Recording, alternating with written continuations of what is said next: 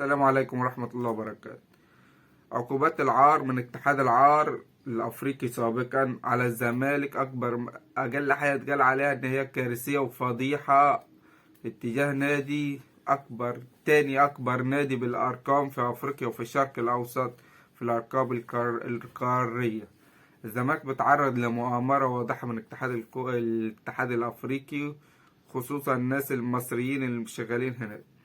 هتقولي ليه اشمعنى المصريين؟ اقول لك تعال نتفرج. الزمالك المادة 148 في لائحة العقوبات في اتحاد العرب أو الكاف الأفريقي سابقا. المادة 148 بتقول لك يعاقب كل من يبدأ مباراة ثم ينسحب أو قبل المباراة ينسحب بأقل حاجة 20,000 دولار أمريكي. ب20,000 دولار. طب هي الحوار ده عملت على مين يعني؟ نادي الاتحاد العاصمة الجزائر تعاقب ب40,000 دولار عشان سحب من ماتش نصف نهائي قدام نهضة بركان. النادي الوداد اتعاقب بعد ما انسحب من نهائي دوري أبطال أفريقيا، نهائي دوري أبطال أفريقيا، بعد الهدف الشهير بتاع الوداد اللي هو الأهداف اللي هي دخلت في الوداد والأهداف اللي الوداد سجلها. اتسحب من المباراة نهائيا، اتخصم منه 35,000 دولار، 35,000 دولار، وانسحب من نهائي دوري أبطال أفريقيا. تمام. الترجي بعديها دخل منشار كهربي، منشار كهربا وسطور وأداة حادة وكل حاجة وشغب، وعمل كل اللي ما اتعملش. عقوبة 200,000 دولار وغرامة ماتشين. احنا خدنا ال200,000 دولار ده على سبب سوء تنظيم نهائي الافريقيا، سوء الاحتفال بس، ولا في جمهور اتكلم ولا جمهور شتم ولا عمل.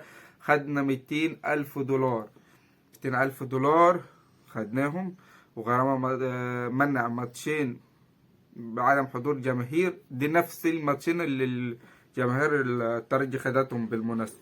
فاحنا قدام كده مؤامرة وقلة أدب والصعبة، حقيقة في منتهى قلة الأدب والصفاقة، يعني محدش يقدر يقول غير كده. يجي بس لحاجة كده. محمد المحمودي الراجل، ولا محمود المحمودي بتاع قناة أون، بتاع برنامج هاتريك، أنا كنت فاكرك يعني خير أكتر من كده. فأنت بدأت تميل أوي أوي أوي بعد ما خدت مساحة في القناة، بدأت الاستحواذ بتاع الأهلي يسيطر عليك أكتر.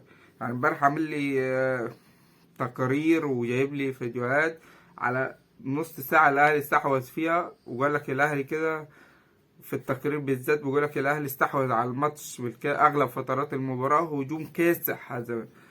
طب هو الأهلي ما خدش غير نص ساعة دي من 4 ماتشات بين كولر وجوميز، هما دول النص ساعة اللي خدهم، وليهم أسباب، منها عدم وجود دونجا، عدم وجود شلبي، يعني لعيبة أنصاف عيلتنا، أنصاف نجوم، وكانت عاملة لك فرق كبير قدامك ومسيطرين على نص الملعب قدامك وعاملين حياة جامدة جدا. يعني انت ماتش نهائي السوبر انت ما شفتش جون، يعني ما لعبتش ركنية.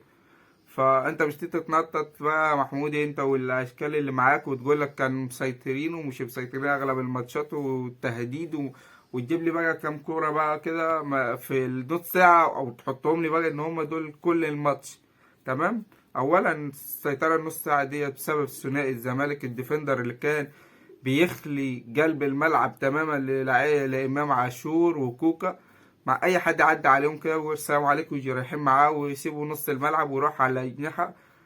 مش خدوا ولا كوره. الكوره التانية كان سايبين نص الملعب، ما فيش التحامات هوائيه شرسه منهم، كانوا فاضيين نص الملعب نهائيا. ده اللي خلى الاهلي يتحكم في النص ساعه الاولانيه. كمان زياد كمال زيرو في كل حاجه، التحامات، باص بطيء جدا جدا، يستلم الكوره ده انه معاه الكرة يفضل الكرة في رجله لغاية لما كوكا وامام يدوسوا عليه وياخدوا منه الكرة. لعيب بطيء، لعيب ما فيش رتم، ما فيش اي حاجة ناقص. هو مش زايد في اي حاجة غير الوزن بس. فاتمنى ان انت كلاعب زيرو، انت اخرك تلعب في بتروجيت غزل المحلة، الانديه اللي لسه صاعدة ديت. فانت اقل من الانديه دوري، اقل من الانديه وسط الجدول، فارجوك يعني تشوف مصلحتك بعيد عنها، عشان هي مش ناقصه، اقسم بالله ما ناقصه. ويا ريته كان اللاعب الغيني اللي احنا جايبينه من اكاديميه بورتو ده، كان هيبقى افيد مليون مره. فبس احب بس قبل ما اخلص كده اوجه الشكر للكابتن عبد الله السعيد. احنا عاملين زي اللي يكون واحد كان في بيته كيسين زباله، خدهم وداهم في مقلب في مكانهم، وجبنا مكانهم وردتين، عبد الله السعيد وناصر ماء. والله تسلم اللي جابهم والله.